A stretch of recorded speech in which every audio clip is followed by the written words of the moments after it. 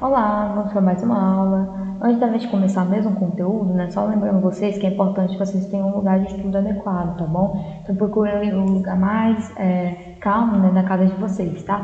E aí vocês já peguem logo tudo que vocês forem precisar, caderno, caneta, tá bom? Para não ter que ficar pausando, né, para ir atrás, tá bom? Enfim, né? E lembre-se sempre, gente, vocês fazem as anotações, tá? Então, enquanto eu tô falando aqui, vocês têm que ir anotando, ok? Então vamos lá, né, gente? A aula de geografia de hoje é sobre a influência dos rios na sociedade, né, e no relevo também, de maneira geral. Então a gente já estudou o relevo, né? Conhecemos os tipos de relevo, conhecemos os agentes do relevo, né? Agentes endógenos ou internos, né? Ou seja, tudo aquilo que parte de dentro da Terra, e também os agentes exógenos ou agentes externos, que são aqueles agentes que eles vão partir de fora da Terra, né? Como por exemplo as geleiras, né? A chuva, o vento, enfim, a gente já estudou isso com calma. E agora a gente vai continuar o estudo da hidrografia, né? O que seria hidrografia? É em relação à água, tá bom? A gente já começou a estudar a água, né? Nós vimos o ciclo da água, a mudança de fase que a água sofre, né? Enfim. E agora a gente vai focar um pouquinho mais no rio, né? Por quê? Porque na aula passada a gente tinha visto mais os oceanos, os mares, enfim. E aí, o rio, né, a gente vai conhecer as partes dele e a gente vai perceber como ele influencia, né, no relevo, tá bom? Então, antes de qualquer coisa, eu gostaria de ler essa citação para vocês, tá? O rio, né, ele é o componente mais importante do ciclo hidrológico, que é o ciclo da água. Ele exerce um efeito pronunciado sobre a ecologia da superfície da Terra, né? Ou seja, ele tem um efeito sobre a superfície da Terra e sobre o desenvolvimento econômico humano, ou seja, ele vai influenciar não só o relevo, como a sociedade de maneira geral, tá? É a vazão do rio que é mais amplamente distribuída sobre a superfície da Terra e fornece o maior volume de água para o consumo no mundo.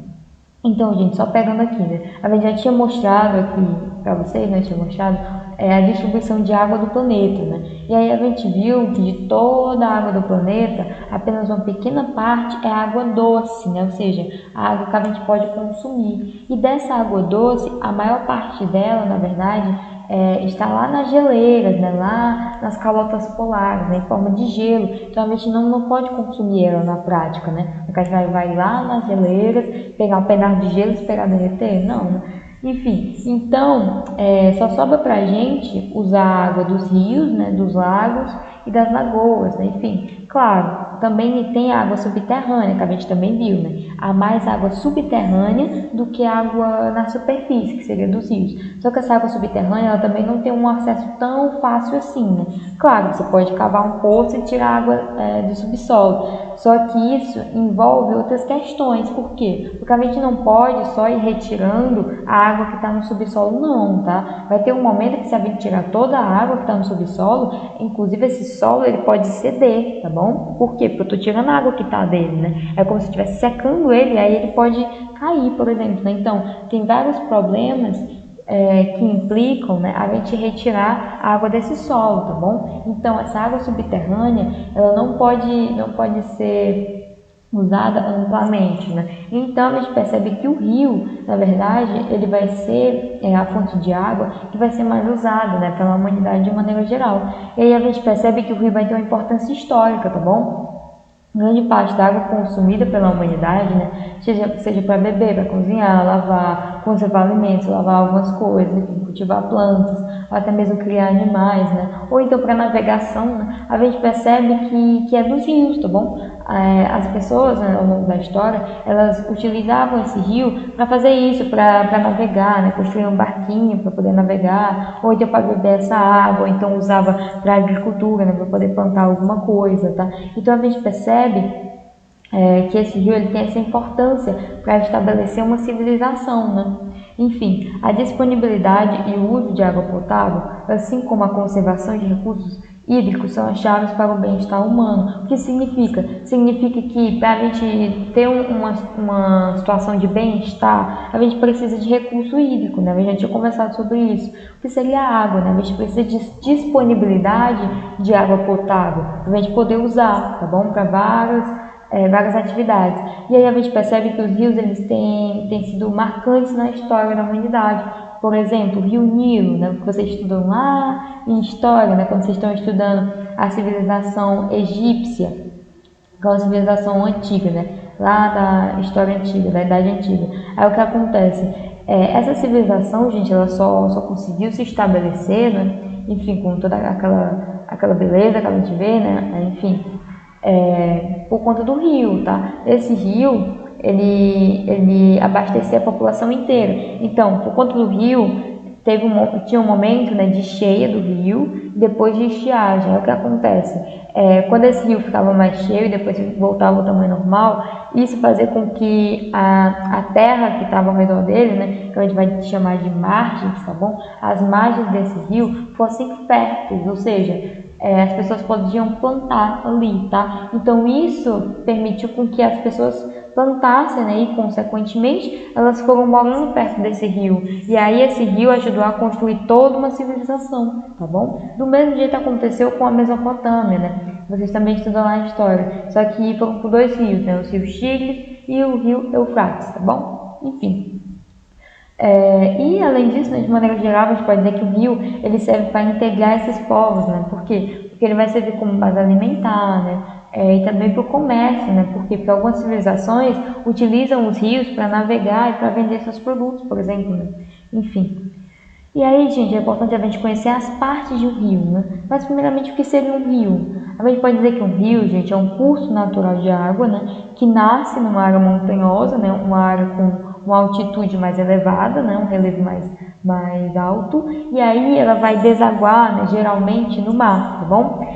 Ou em um lago, né, ou então até em outro rio. Mas como assim, né? Basicamente, gente, o rio é uma água que está seguindo um fluxo, tá bom? É uma água que está seguindo um fluxo, basicamente é isso, tá? Uma água que está sempre se movimentando. E aí ela vai sempre de um lugar com relevo mais inclinado para um relevo menos inclinado, né? A mesma coisa, por exemplo, de, sei lá, você pegar um caderno, pega seu caderno, aí você inclina assim, ó. Você inclina seu caderno assim.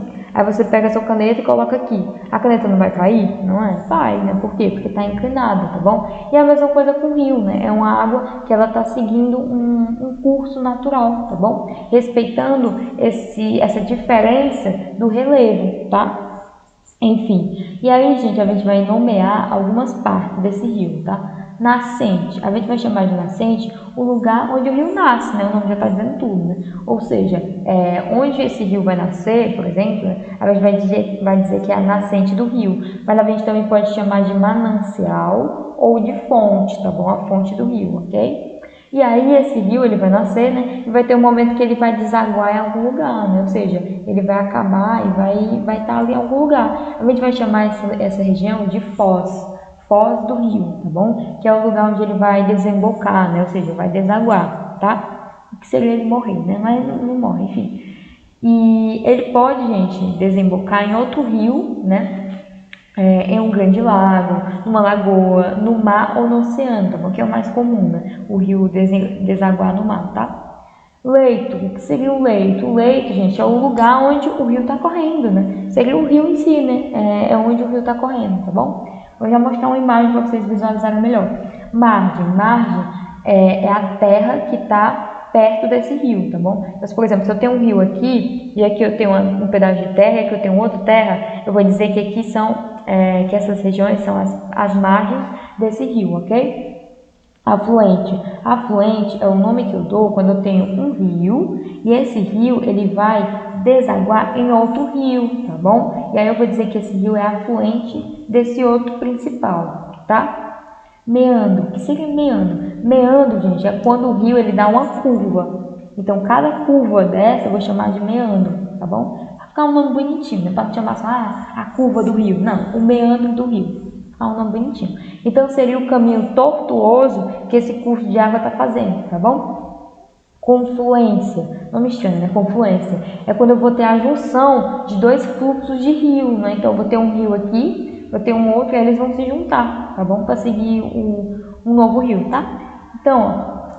Também tem os leitos, né, que eu já tinha falado, mas aqui para a gente visualizar melhor. Então esse leito, gente, é onde o rio tá bom? é o fluxo desse rio. E aí eu percebo que tem um leito normal, né, que seria a imagem do meio, e esse leito ele pode aumentar, né, de tamanho, de volume, e aí eu vou dizer que é um período de cheia do rio, né, um leito de cheia, porque aí a gente está vendo a imagem aqui mais um canto, né, ele está quase transbordando.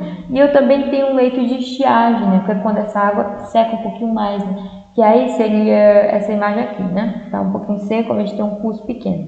Alguns rios, eles são assim, né, eles têm um período de cheia, período mais normal, período de estiagem. Outros rios não, eles vão seguir no mesmo volume, tá bom? Ok?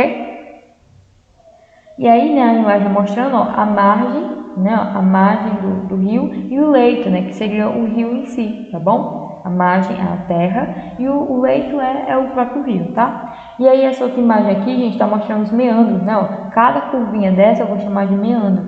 E aí bem ali tem confluência, né, ó, tem um rio, eu tenho outro rio, eu tenho um outro rio. Esses três rios estão juntando ali naquele ponto para formar o outro rio, né? Um rio novo. Então eu vou chamar de confluência. Eu vou dizer que ali teve uma confluência de rios. E aí, gente, essa foz, né, que seria o lugar onde o rio deságua, ela pode ter dois tipos, basicamente, né? Pode ser do tipo estuário ou do tipo delta. O tipo estuário é quando ela segue em linha reta. O tipo delta é quando ela se desmembrar, né? Parece que ela tá caindo assim, tá bom? Ela tá formando uma coisa mais ou menos assim, né? Ela se estica, tá? E aí, né, o estuário, vocês conseguem ver, ó. O rio tá retinho, segue retinho, e o delta não, ele vai, né, se expandir mais, tá? Pode ser, gente, que um rio tenha esses dois ao mesmo tempo, tá bom? E aí a gente vai dizer que é uma foz mista, tá? Quando ele apresentar esses dois tipos de desembocadura, ok? E aí a gente ainda percebe que o rio segue o mesmo, né? E só no final ele vai mudar, né? Isso vai depender, gente, também do relevo, tá bom? Por quê? Porque se esse rio ele tem mais força, geralmente ele vai ser mais reto. Se ele não tem tanta força assim, ou se o relevo for menos inclinado, né? Aí ele vai se espalhar mais, tá bom? E aí ele vai ser no formato de delta, ok? Realmente consegue ver, né, os sedimentos entre as linhazinhas do delta. E aí, gente, a gente também tem os regimes fluviais, que seriam regimes fluviais, né? Os rios, eles não possuem um volume de água uniforme, né? Durante o ano, ele vai ter os períodos de variação dele, né? Até eu já mostrei o leito e tal. E aí, gente, isso vai depender da quantidade de chuvas ou de derretimentos de geleiras. Então, esses leitos aqui que eu mostrei, ó, eles vão depender da quantidade de água que tem ali, certo? Certo, né? Se tiver um volume de água maior, ele vai ter um período de cheia. Se não, ele vai ter um período normal, ou se tiver pouca quantidade de água, ele vai ter um período de estiagem. E essa água vem da onde? Essa água, gente, pode vir de duas maneiras, né? Ela pode vir pela precipitação ou pelo derretimento dessas geleiras. Então vamos lá, a gente vai chamar de regimes fluviais a oscilação da quantidade de água no rio durante um período de tempo, né? Geralmente um ano, tá? Então quando a gente falar de regime fluvial, você tem que lembrar que existe dois tipos de regime, o pluvial e o nival. Pluvial, gente, é quando a origem das águas for por precipitação, ou seja, essa água do rio, ela veio da chuva, por exemplo, ela veio da precipitação, tá?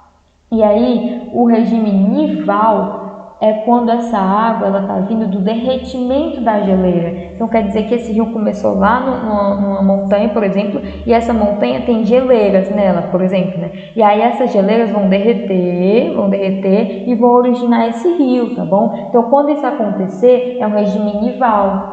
Quando esse rio ele vier somente pela precipitação, eu vou chamar de regime pluvial. Pode ser também que um rio ele tenha esses dois regimes ao mesmo tempo. Aí eu vou dizer que é um regime misto, tá? Como, por exemplo, o rio Amazonas, né? Que é o maior rio do mundo. Que é o rio que está aqui no Brasil, né, gente? Então, ele começa ali nas cordilheiras dos Andes, né? Que é uma cordilheira, então, é uma zona montanhosa.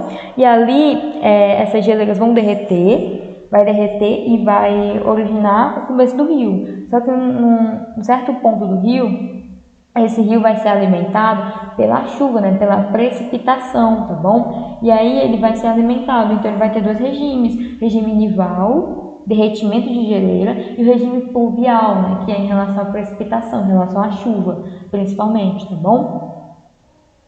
E aí, gente, o rio, né, ele vai ter uma relação com o relevo, tá? Uma relação bem importante. Por quê? Porque o rio, ele é um modelador do relevo. Como assim modelador? A gente pode dizer que o rio é um agente exógeno ou agente externo do relevo. Por quê? Porque ele vai alterar esse relevo, né? Causando, por exemplo, erosão, que a gente vai chamar de erosão fluvial, transporte dos sedimentos, né? A gente tem uma erosão, eu estou tirando sedimentos, transporte desses sedimentos e também depósito desses sedimentos, tá bom? E como é que vai acontecer, né? Basicamente, o rio ele está esculpindo esse relevo durante o curso dele, né? Então ele não está seguindo o curso dele aqui, ele está esculpindo esse relevo.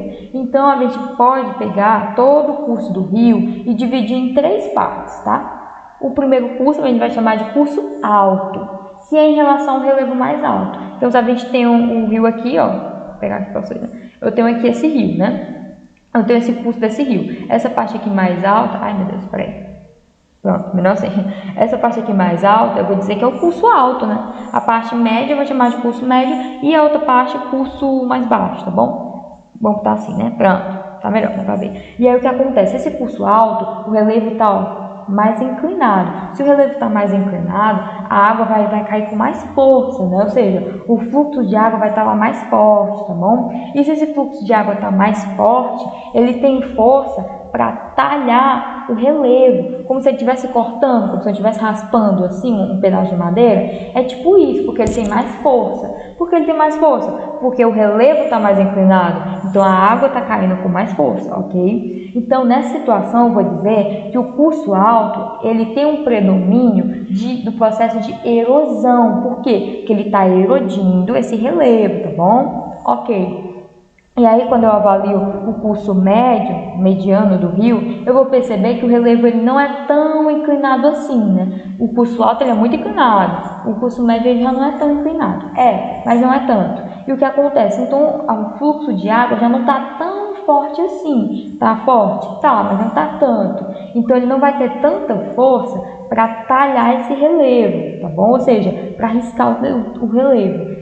Então a gente vai dizer que nessa situação, o que acontece mais aqui é o transporte desses sedimentos. A gente não tem um processo de erosão no curso alto? Então, esses sedimentos que foram erodidos, eles vão ser transportados nesse curso médio, tá bom? Por quê? Porque aqui o rio ainda tem força para levar esses sedimentos. Então, é só isso que ele vai fazer. E aí, gente, eu também tenho o curso baixo. O curso baixo é quando o relevo ele é pouquíssimo inclinado, ou quase não é inclinado, tá? E aí o que vai acontecer? Nessa situação, o fluxo de água é muito fraco. Ele não tem força para talhar o relevo e nem para transportar esse relevo.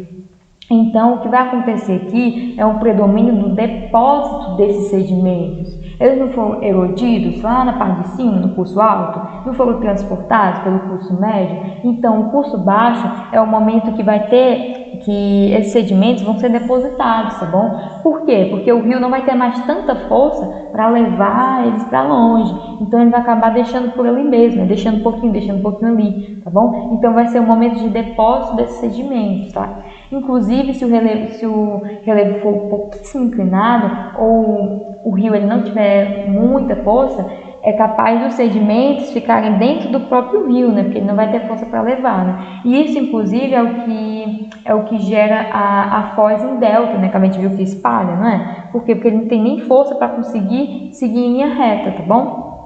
Então, aqui mais ou menos como seria, né? O nascimento do rio, né? Lá nas cordilheiras, lá nas montanhas, que é um relevo mais inclinado, tá? E aí ele tem força, tá? Esse rio aqui ele tem muita força, porque tá inclinado. Então, o fluxo de água aqui tá muito, muito forte. E aí ele vai talhar esse relevo, tá bom? Ele vai esculpir mesmo. E aí, ó, no curso médio, né? Mais ou menos aqui a metade aqui desse rio, desse curso, eu tenho uma região que tem um certo fluxo de água forte, mas não é tanto. Então, ele não vai talhar muito, não. Ele vai mais transportar esses sedimentos, até chegar no curso mais baixo, né? Que o relevo é menos inclinado, na verdade. Quase uma região de planície, né? E aí, esse rio ele não vai ter tanta força. Tanto é que é nesse momento que o rio vai começar a dar curva. Por quê? Porque ele não vai ter força para seguir em linha reta. Então, vai começar a aparecer os meandros, né, que a gente tinha estudado. Que ele não vai ter força, ele vai começar a se entortar todinho, coitado. Até chegar um momento que ele vai, né, desaguar em algum lugar, né? Inclusive, se ele tiver menos força, ó, os sedimentos aparecem dentro da própria foz, né? Então, que eu vou chamar de foz em delta, tá bom? Que a gente consegue ver aqui, ok? Ó, mais ou menos como seria, né? O curso alto, né? Ó, esse curso alto, ele vai formar um vale muito fechado, né? É como se ele tivesse, eu peguei aqui, estou passando o rio, passando o rio, passando o rio, passando o rio, até o momento em que esse rio vai formar um valezinho, né? Ó, esse vale aqui foi formado pela passagem desse rio. Ele estava passando tão forte que acabou talhando, né? Parece que ele riscou o relevo, tá bom? Então é um vale mais fechadinho, né? E aí, ó, na seção média, que ele não tem tanta força assim, aí vai ser um vale mais um pouquinho mais aberto, tá? Porque ele não tem tanta força para ir tão profundo. E aí, ó, na parte mais no final, né? Ele não vai ter força nenhuma, né? Então o vale vai ser totalmente aberto, né? Por quê? Porque ele não tem força para talhar esse relevo, ok? E aí, gente, é interessante a gente falar sobre assoreamento. O que seria assoreamento? Assoreamento é um processo que acontece quando os sedimentos eles caem no rio com tanta... Eu posso dizer, ele cai tanto, tem tanto sedimento nesse rio que é capaz desse rio morrer. Ou seja, é como se eu estivesse pegando, sei lá, peguei um copo d'água, aí eu joguei areia, botei uma colher de areia, tudo bem. Aí eu botei outra, tudo bem. Aí eu botei um balde cheio de areia dentro dessa água. Concorda comigo que não vai ter mais água? Não, vai ter areia, né? Areia molhada. Então aqui, ó, acabou o copo d'água. Do mesmo jeito o rio, tá bom? Se tiver muito sedimento dentro do rio, esse rio na verdade vai virar uma lama, né? E é capaz de se tornar apenas uma areia molhada, tá? Então ele vai morrer. Então o que seria, né? Como é que acontece? Como é que esses sedimentos eles entram no rio? Será que é somente pelo processo de erosão? Não, na verdade, gente, todo rio ele precisa ter uma mata ciliar. O que é mata ciliar? Mata ciliar é uma vegetação que acontece ali nas margens desse rio, tá bom? E por que tem essa vegetação na margem do rio? Porque ela está protegendo esse rio, tá bom? É a mesma coisa, por exemplo, dos nossos cílios, não é? O que são os nossos cílios, gente? São os pelinhos que a gente tem no olho para proteger o nosso olho. Se a gente não tivesse esses pelinhos, as poeiras, né, ia cair direto no olho. Claro, já cai, né? Com o cílio e a gente já cai coisa no olho. Imagina se a gente tirasse.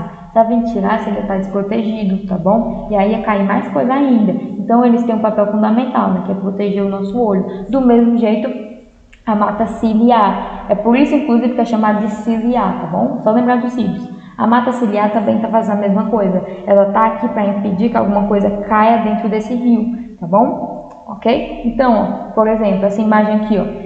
Imagine que é um rio que ele não tem essa mata ciliar. Então, por exemplo, alguém foi lá e matou as árvores, né? E desmatou. Aí o que acontece? A água da chuva, quando chover, né? Ela vai levar a terra solta, né? A terra que está solta, os sedimentos que estão soltos. E aí esses sedimentos eles vão cair na parte mais baixa do relevo, né? Que é o rio, tá bom? E aí, ó, vai caindo no rio, e aí esse rio vai se enchendo de areia, né? Enchendo de sedimentos. E aí esse rio vai ficando soterrado, tá bom? E aí, ó, se tivesse a mata ciliar, olha o que ia acontecer. Por mais que chovesse, essa água da chuva, ela não ia levar os sedimentos soltos. Primeiro, porque não ia ter sedimentos soltos. Porque a vegetação, gente, as plantinhas, elas têm as raízes delas debaixo do solo. E as raízes delas têm um papel fundamental de manter esse solo firme, tá bom? Então as raízes meio que seguram esse solo. Então aqui já não teria essa terra mais solta, tá? E além disso, essa mata, a água vai cair primeiro nas árvores, na vegetação, depois no solo. Então a água não vai cair com tanta força na terra, né? Então ela não vai cair assim com, sei lá, dar pancada na terra e arrastar. Não, vai cair primeiro na vegetação e quando ela chegar no solo, ela vai chegar mais leve, né? Mais fraquinha, né? Então isso também não vai fazer com que ela não leve essa terra para o rio, ok? Então, gente, essa mata, ela vai filtrar a água da chuva, né? E aí vai cair no rio somente a água da chuva e não os sedimentos, tá? Vai cair só a água. Então, a mata ciliar, ela está segurando a terra, ela está impedindo que a chuva tenha um impacto direto com o solo e ela ainda está filtrando essa água, tá bom? Para chegar no rio. Então a gente percebe a importância da gente preservar essa vegetação nas margens do rio, tá bom? É essencial, tá? E aqui, gente, mais ou menos o que acontece, né? Aqui era um rio, tá bom? É um rio e a gente percebe que a vegetação dele, ó, foi toda desmatada, né? Só tem um restinho ali. E a gente olha para esse rio, a gente não acredita que é um rio, né? Parece que é só um lamaçal, né? Parece que é uma lama. Por quê? Porque a gente tem muito sedimento dentro desse rio. Então houve um depósito excessivo de sedimento, né? Que fez com que quase não existisse rio aqui, né? Parece só que é uma lama, basicamente, né? Então, para a gente ver o quão prejudicial é isso, porque esse rio, basicamente, ele tá morrendo, tá bom? Ele não existe mais, né? Porque tem muito sedimento nele, ok? E aí, gente, a gente vai finalizar a aula, né, com exercício, tá bom? Os rios podem se formar através das chuvas, neves ou de uma ponte subterrânea também. A nascente, a foz, leito e margens compõem o rio. Associe corretamente as partes de um rio. 1 para nascente, 2 para foz e 3 para afluente. Bem facinho, né? Então vamos lá, né? Vocês podem pausar o vídeo agora, aí vocês podem tentar responder no caderno de vocês, tá bom? Respondendo, né? Beleza. Então vamos responder aqui em conjunto, tá? Lugar onde o rio deságua em outro rio. Lugar onde o rio nasce. Rio que deságua em outro rio. Então vamos lá, né? Lugar onde o rio deságua em outro rio, onde o rio está desaguando, onde ele está acabando, a gente chama de foz, tá bom? Então seria 2. Lugar onde o rio nasce, é o mais fácil, né, gente? Rio nasce, nascente, tá? É o 1. Rio que deságua em outro rio é afluente, né? Quando o rio ele está desaguando ali no rio maior, ok? Então ficaria 2, 1, 3, tá bom? Enfim, gente, espero que vocês tenham entendido. Se vocês não tiverem entendido, vocês podem assistir a aula de novo, né? Ou as outras aulas no canal da escola. Acessem o site, né, para ter acesso às informações que estão lá e a agenda digital, tá bom? E até a próxima aula.